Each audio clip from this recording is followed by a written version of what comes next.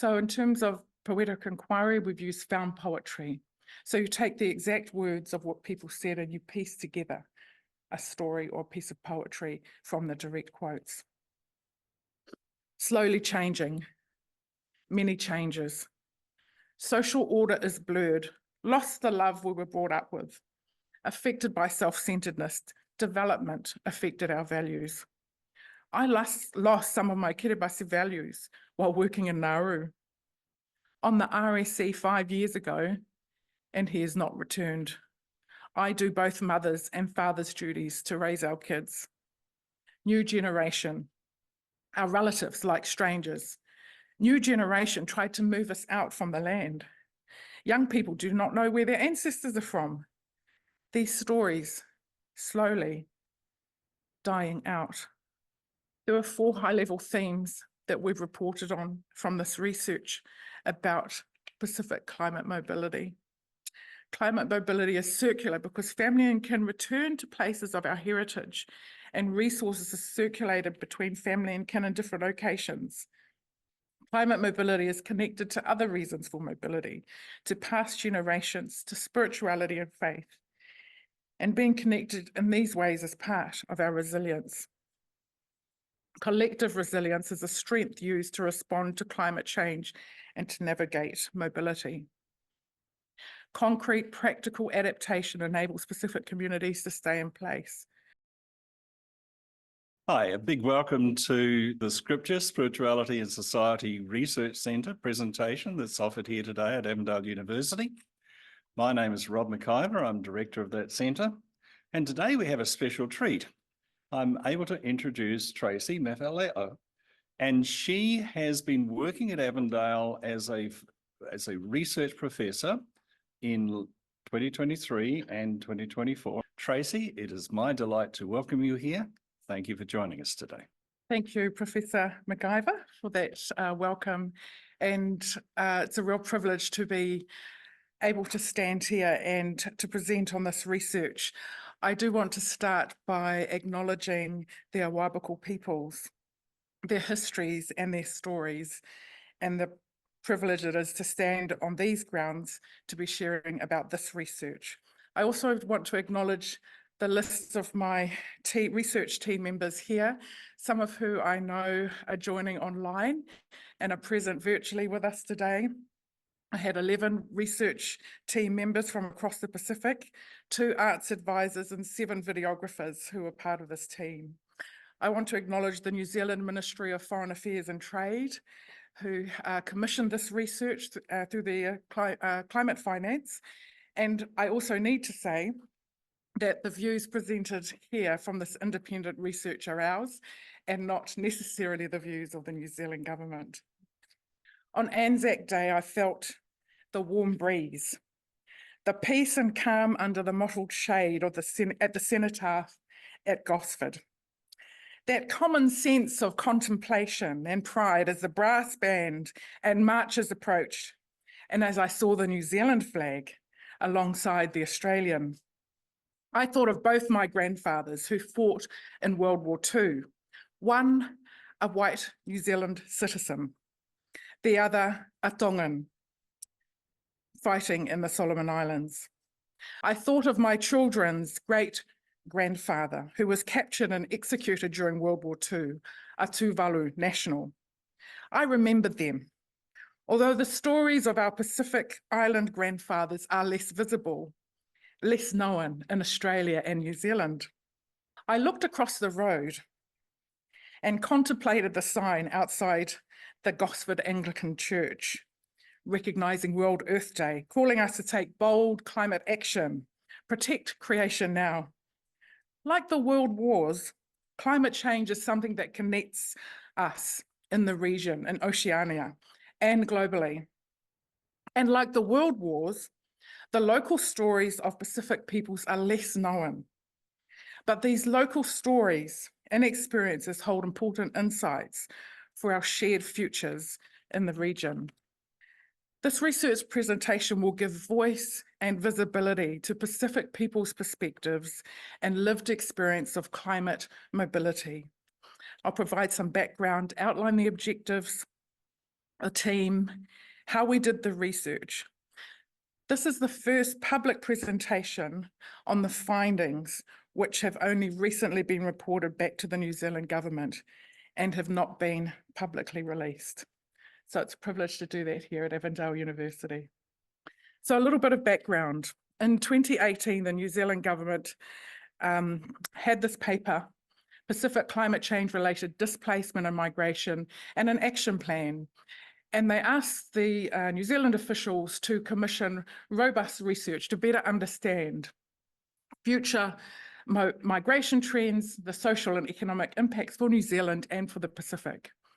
And as a part of that process, I put forward an RFP under Mana Pacific Consultants, and we were fortunate enough to have our family story study proposal commissioned for this study, alongside a University of Auckland research team and a University of Waikato team also doing studies in this space.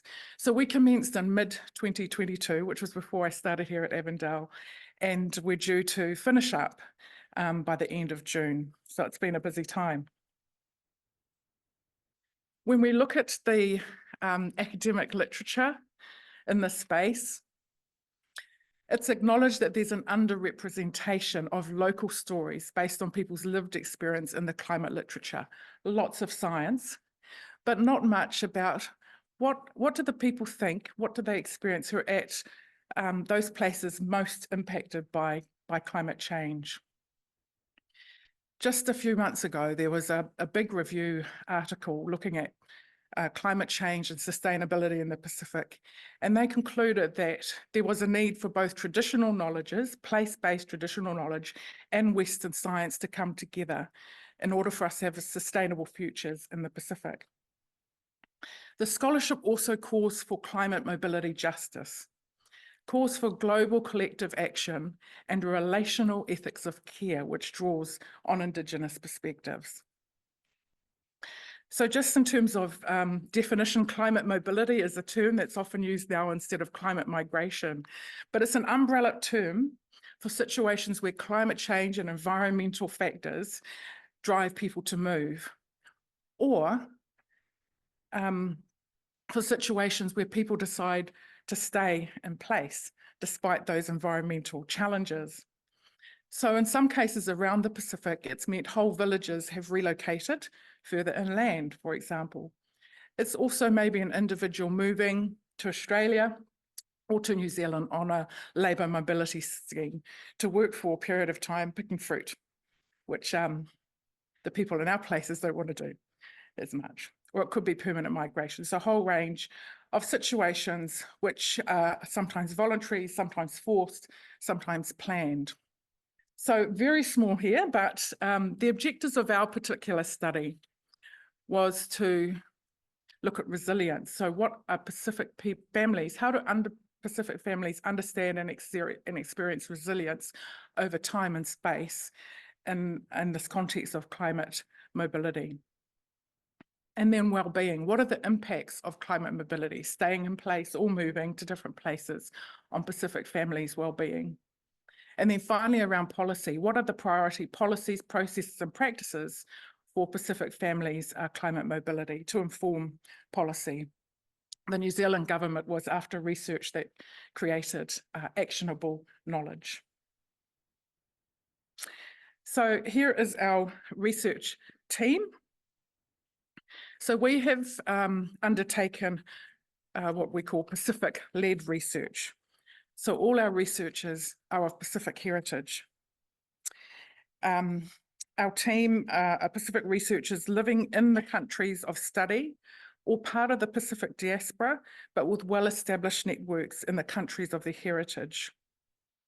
For the majority of the family case studies that were undertaken in this research, the researchers actually engaged their own kin groups or communities or their own extended families. Importantly, this meant that there was no external translations. We tried to keep the research in the local languages as much as possible. So just again, acknowledging the team members, I think a few of them are joining here today. Okay, so this research was undertaken in 6 Pacific countries. You can see the countries listed here. And there were 10 family or kin group case studies. So you can see the island or the village, which shows the sites where we engaged with people in this qualitative study. In some cases, there were family members who in either New Zealand or in Australia as well, who were also engaged in the study. So we're really interested in taking this family lens over different spaces and also exploring, you know, history in the future in that process. So just because of time, I'm not going to introduce all of these places, but they're there. And as we go throughout, you'll hear more of those voices from these places. But just to say that most of these places and the families are coastal, but we did in Papua New Guinea have an Eastern Highlands village. So one more mountain place rather than a coastal place. And so there were experiences of drought, sea intrusion, a whole range of climate impacts and a whole range of movement as well in history. So hopefully we can give you a good feel of that as we go through. So let me talk a little bit about the research methods that we applied. I said that the study was intentionally Pacific-led. So that was reflected in our research team, you know, the leadership, but also in our methodologies and our methods, the way that we sought to work. So we explicitly engaged Pacific Indigenous research methods. So throughout the literature, it was qualitative, but instead of just following the literature on focus groups or individual interviews, we went to other Pacific scholars and drew on the methodologies that were part of our languages and part of our culture. So in Kiribati, Te Karaki and Maroro, Kiribati research methods that have been written about, people have been recently completing, Kiribati have been completing their PhDs using these traditional approaches to storytelling, but applying them in a research environment. In PNG and Solomon Islands, talk story, Tokelau and Tonga, Talanoa, and Tuvalu, particularly being Nanumanga, Whaitalanga. So these are qualitative engagement approaches that take into account the cultural context and the relational ways that we need to engage in order to go deeper, to find out new things. So we had our Pacific methods, but we also brought together arts-based methods. And so the arts-based methods that we've used in this study are poetic inquiry, as well as digital storytelling. So in terms of poetic inquiry, we've used found poetry. So this is where we've taken the transcripts in language. Sometimes the found poetry was done in language, and sometimes it has been done in translations. So you take the exact words of what people said and you piece together a story or a piece of poetry from the direct quotes. And the digital stories are not finished yet, but they've been created as well to supplement these written case studies. So at this point, I would love to share with you the found poem that I brought together from the research team went to their community, did their research. They created case studies, which included quotes in language and then translations into English. So I took all of the quotes that they put in, they selected for their case studies, the team selected for their case studies, and then I created this found poem. And it sits at the start of our team level synthesis report, which was delivered to the New Zealand government. In fact, a few weeks ago. So let me share this poem with you. We say a child is dropped and the sand receives the child. The island receives the child. So where else will the child go? We are people of the island. This is our place, ocean people. Grassland people, land is our valuable something. Land is our mother, bears food and takes care of us.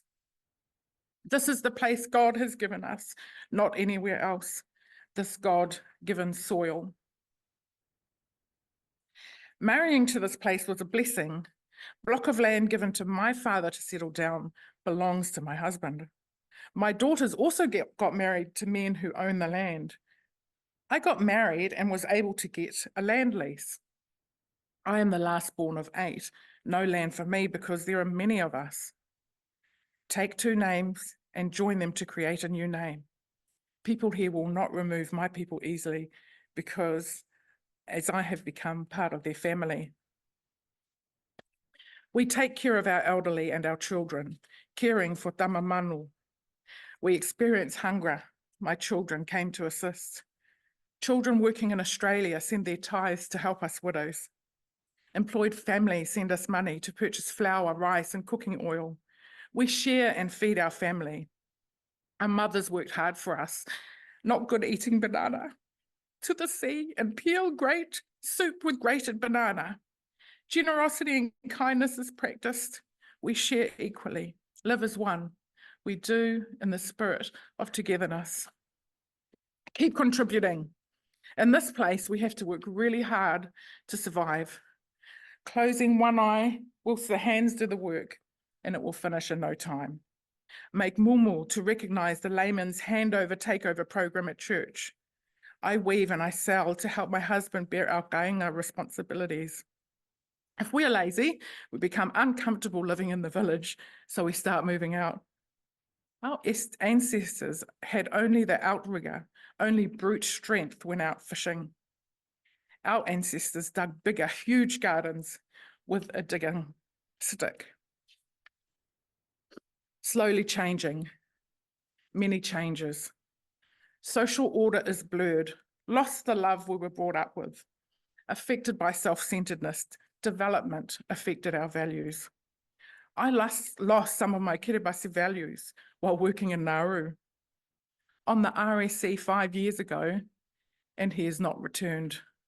I do both mothers and fathers' duties to raise our kids. New generation, our relatives like strangers. New generation tried to move us out from the land. Young people do not know where their ancestors are from. These stories slowly dying out. Today, all the coconut trees have fallen. No dried coconut for the young girl to eat. No coconut strands to weave and make strings. Tides make our drinking water salty. We're still drinking well water. I realized that the island was shrinking, but the population had increased. Now we have cyclone every year. High tides, breaking coral where fish live. It is harder to fish. We have to paddle far to bring back 2 small fish. No longer safe. Our graves have disappeared. When I was 5, I experienced the 1961 cyclone and the settlement was destroyed. This climate change talk came more recently. I'm fed up with eating chicken. Fish is better. We still have fishing skills. We make money to help us survive here on the mainland. I fished and sold so we can fund our children's education. Seawalls made of cement broke and washed away. Then we tried the buibui and it worked. When there is dry season, tapioca is the big boy we rely on. Storm was approaching. Thanks to Dad's good judgment, we uproot our pulaka that are good to be eaten. When waves come over our pulaka plantation, the good ones are safe. We can build our own shelters further inland. Weather pattern this time around is the Timu Atonga. A more plentiful time, sail the wind across to the uninhabited islands to bring food. It is harder to fish, so we have migrated to Honiara so that we can work to support families. Relocate or rebuild the island. Relocated because we listen to the king. Relocate because of health reasons. Families cannot continue to all squeeze in one house. My husband, since we relocated, always wanted to return. My eldest son wanted to return, same as my second son. We never forget the island. We really love the island. When I look out at the ocean, it brings back memories. I will return home one day, God willing, beloved home, where we were raised, where ancestors lived. If we migrate to new land, who will look after our ancestors buried here? I want to stay here on the island because of Filemu, peace. I'm going to stay here as long as I live. We will stay. I will live and die here.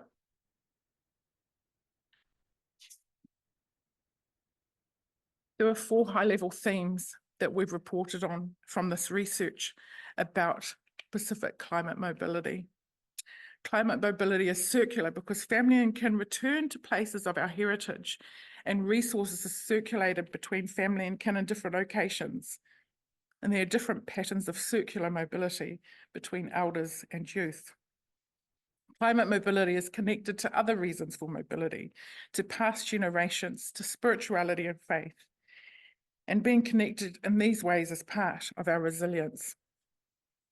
Collective resilience is a strength used to respond to climate change and to navigate mobility. Climate mobility is also navigated in relation to collective land tenure systems and cultural practices, and collective cultural leadership mechanisms are vehicles for decision-making. Concrete, practical adaptation enables Pacific communities to stay in place. Pacific peoples experience concrete challenges with water access, food security, overcrowding, and health impacts, which compel mobility. Pacific peoples also seek concrete action from governments and international communities that reach the grassroots to help them meet basic survival needs. I'd like to just look at some specific quotes for each of these areas. So rather than a dominant or singular story of escaping climate impacts, as was kind of relayed in, I think, a recent 60-minute show, there is a strong sense of belonging to place, and the family and kin group story showed this desire to stay in place or return to ancestral homes, whether temporarily or permanently. The stories show that circular mobility can occur over generations. So the Kwakwaru and other tribes in Kauai Island and Solomon Islands are actively planning a whole community relocation back to mainland Malaita.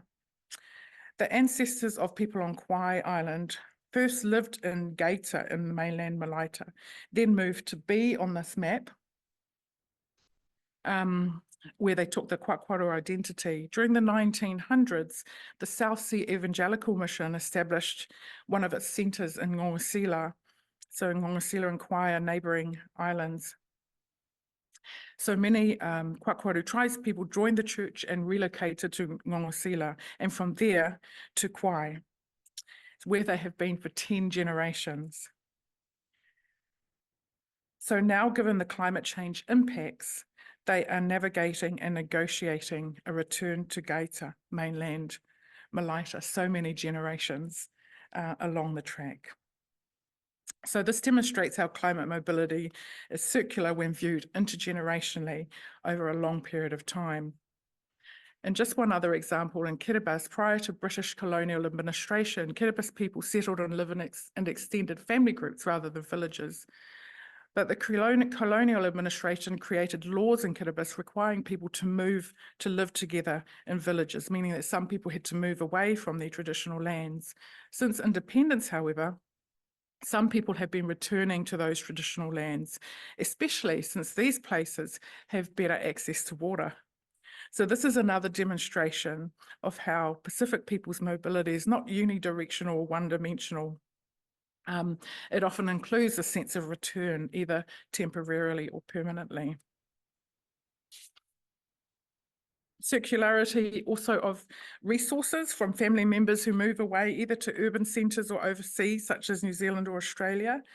In this quote, the extended family household in Tarawa, Kiribati, was supported to care for 2 elderly mothers by their sisters working in New Zealand. Climate change is sometimes a reason people move, but there's often other reasons as well.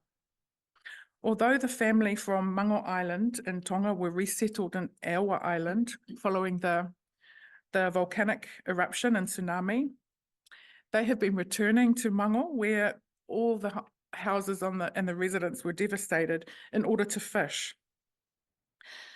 So the places where they were resettled on Aowa was more inland and did not have the same accessibility to fishing that they were accustomed to for their livelihoods. And another case study from Nanumanga in Tuvalu, a participant living in Nanumanga and one of the far kind of north islands, said that people have left for work and education opportunities, but not because of climate change. So climate mobility is connected to other reasons, including for economic and education opportunities. Climate mobility is also connected to past generations. A Tongan family member said if she migrated to a new land, who will look after her ancestors buried here? Sometimes stories of resilience in past generations is a source of strength and challenge faced by some families.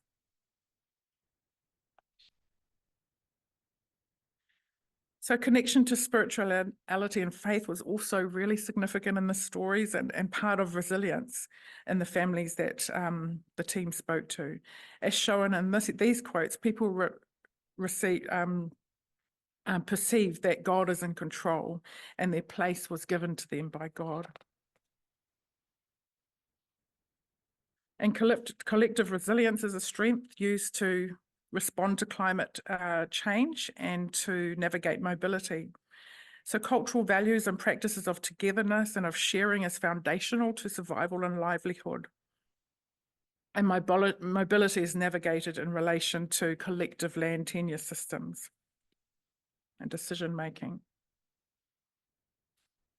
Some spoke about the strength of collective resilience and cultural values being undermined by development. This elder thought the values have been affected by development, just like climate change has affected the island.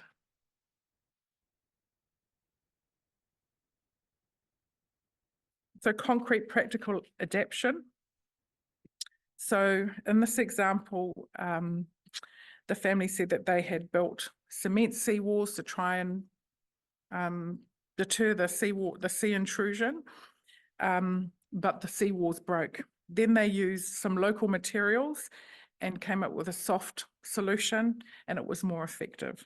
So concrete, practical things that people did. It also drew our attention to the concrete challenges of water access, food security, overcrowding, and mental health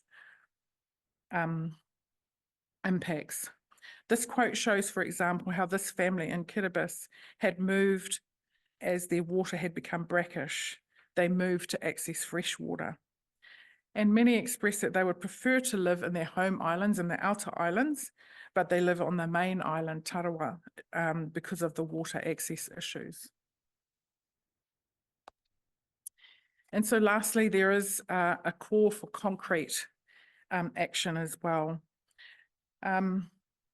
Many of the places that we engaged for the study were hard to get to.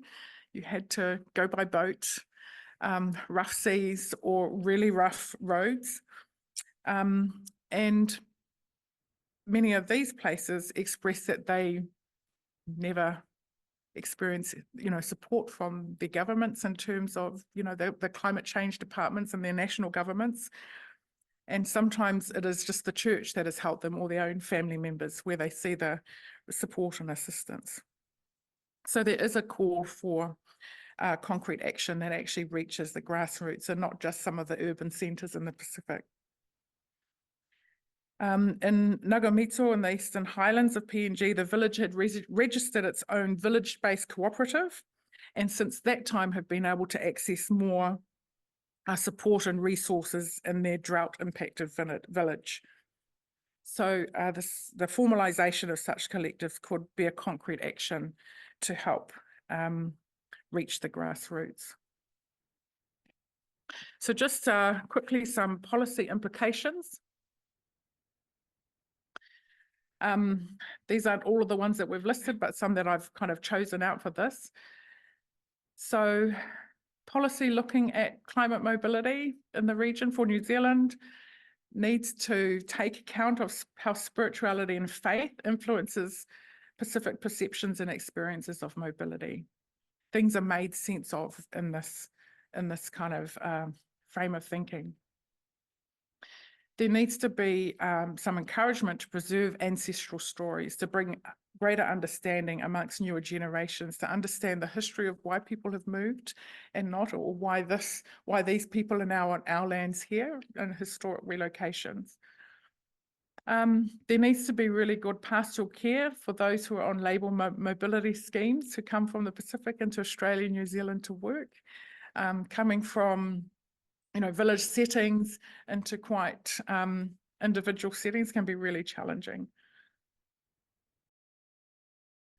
This was particularly, really important in the Solomon Islands case study, where the whole islands are looking to relocate back to Malaita mainland, and they were not at all interested in individual or even household assistance. It's about working with the whole tribal level or the whole island level to make those plans and for that support to happen.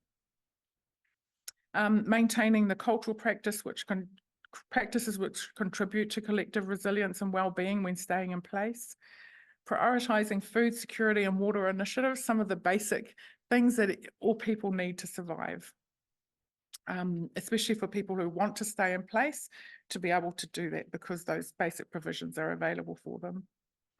And then just lastly, for international and national government support to actually make sure that the support reaches those remote locations, such as outer islands.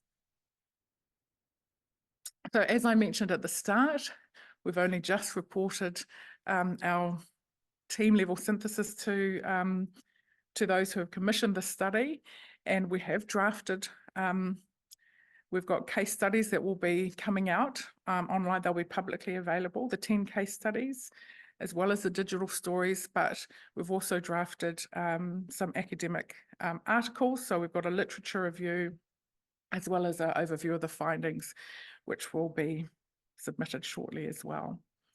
So in terms of information and accessing that, you can look to this website here in the future to find out, to have a look at the digital stories and the other communications products. References, too small, but just so you know, there's references in malo apito. It's a great question. The Vice-Chancellor has asked, how do we disseminate this? There's a lot of people in the world who have no clue about some of these realities. That is partly why we've added our arts-based methods. We can write journal articles, we can write big reports that are technically very correct, and yes, but we're creating these digital stories. Some of them are quite short, just a few minutes. I've said they have to be under 15 minutes, and I think the biggest I've seen so far is maybe 9 minutes something. So that's one way. I think, and also the found poetry. I basically, when I gave the quotes and other part in the themes, it was basically the same thing, but in a different form than the poetry.